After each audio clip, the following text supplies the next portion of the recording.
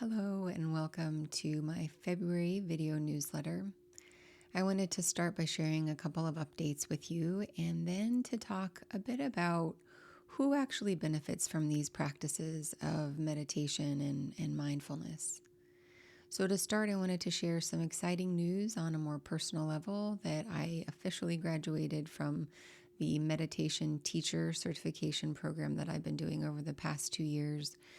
This was a life-changing experience, really.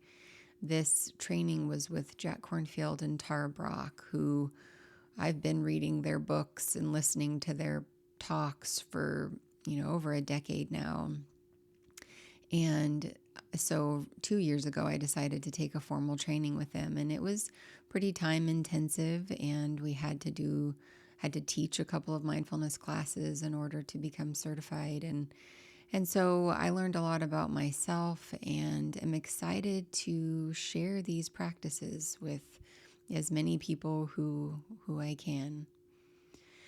And yesterday was this past weekend, so Saturday and Sunday was our virtual graduation. And there were people from 75 countries across the world.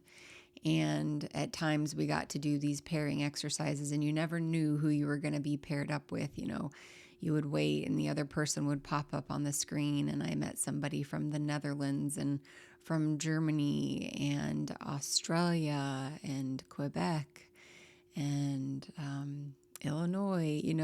It was pretty cool to see these people from around the world who are wanting to bring this message of empowerment, that we all have this truth within ourselves that we're able to access when we let go of the stories of our mind, when we are able to refrain a little bit from thinking about the future or dwelling in the past, and really arrive in the present moment. And so it was an inspiring weekend, to say the least, and I'm excited to see where this teaching path leads me. And so today I wanted to talk a little bit about who actually benefits from these practices. And yesterday, when Jack Kornfield was talking, he was alluding to this idea. And he told the story of Gandhi and how, he would always take one day a week of introspection and meditation and silence. And there were so many people who asked him, why are you doing this? Why are you sacrificing so much of yourself and to help us? And he said, I do this for myself. And at first that might sound like a selfish comment, especially given how we're kind of trained within our culture to not really think about ourselves a lot, that it's the wise and noble thing to put others first. And yet it goes back to that analogy of, on an airplane, if it's going down, you give yourself the oxygen mask first in order to tend to those around you. So if our cup is empty, we're not going to have anything to give. And so meditation and mindfulness are really powerful and beautiful ways to refill our cup so that we can give, and so that we can give from a place of fullness as opposed to a place of obligation or a place, we're giving out of this deep exhaustion within ourselves, and oftentimes that comes out. And so if we're going to give fully, we have to feel full ourselves. And I love this quote by the Buddha, and it talks about this, all of the peace of the world and all of the love that can come about in the world, it starts within ourselves. And he says, if there is light in the soul, there is beauty in the person. If there is beauty in the person, there will be harmony in the house. If there is harmony in the house, there will be order in the nation. If there is order in the nation, there will be peace in the world.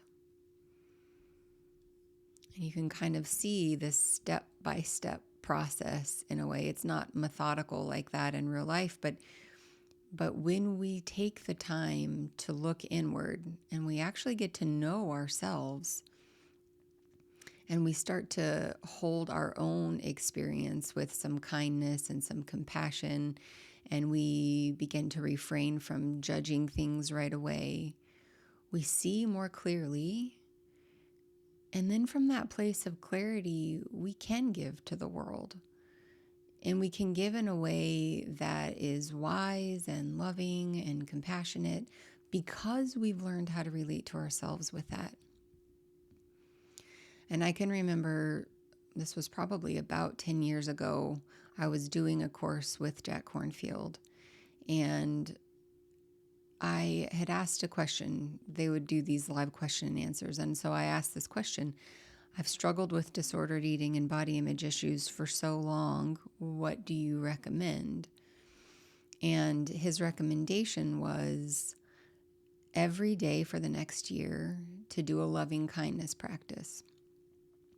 Loving kindness is a form of meditation where you send yourself well wishes. May I be happy, may I be healthy, may I feel peaceful. And to do this every day. And so I did that. I did that for the next year, and it's really been part of my life ever since that, that encounter with him. And it's been life-changing. And what I've noticed too is that as I'm able to give myself some love, some compassion, that it's easier to give others. Because when I notice the faults within myself, because nobody's perfect, we can't expect others to be perfect. We can't expect ourselves to be perfect. And when we hold our own faults with some kindness, maybe some humor and lightness, and there's space around it, when we can do that with ourselves, we find that we can do it with others too. And so think about that on a global scale, that if we were able to see differences, if we were able to see faults in other people and not immediately judge and try to react or even immediately change other people, if we can see more clearly, there's so much more opportunity for growth, for solving these deeper problems and these deeper divisions. And so to remember, as Tara Brach says, you make the U-turn. You turn around and you look within. And meditation is one powerful, powerful way to do that, along with the moment-to-moment mindfulness, that in any moment you can turn inwards and begin to notice your present moment experience and hold it with an element of curiosity, freedom from judgment, and kindness. So remember that it starts with you, and that we have to be kind to ourselves. This human existence is hard. And I was thinking today, as I was driving home from bringing my son to school, that every part of life involves some element of risk. And we're all so vulnerable. We're all vulnerable to loss and grief and despair. And we all are open to joy and happiness. And so these 10,000 joys and 10,000 sorrows of life are part of every life.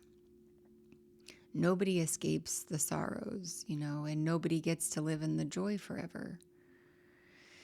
And the more we can see that commonality of one human to another, that we all have this human existence, and it's hard and it's beautiful. And so I just wanted to share this little message today, and to start noticing within yourself, when I am kinder to myself, when I am able to see my own inner world a little more clearly, does it help me to relate to others with more clarity and more kindness? Because our world could use a lot more of that right now. So I just wanted to share this message with you today, and never hesitate to reach out. You can visit me on my website at fit-intuit.com. cultivate.com and email me. I would love to hear from you anytime. We're all on this journey together, so let's help each other out.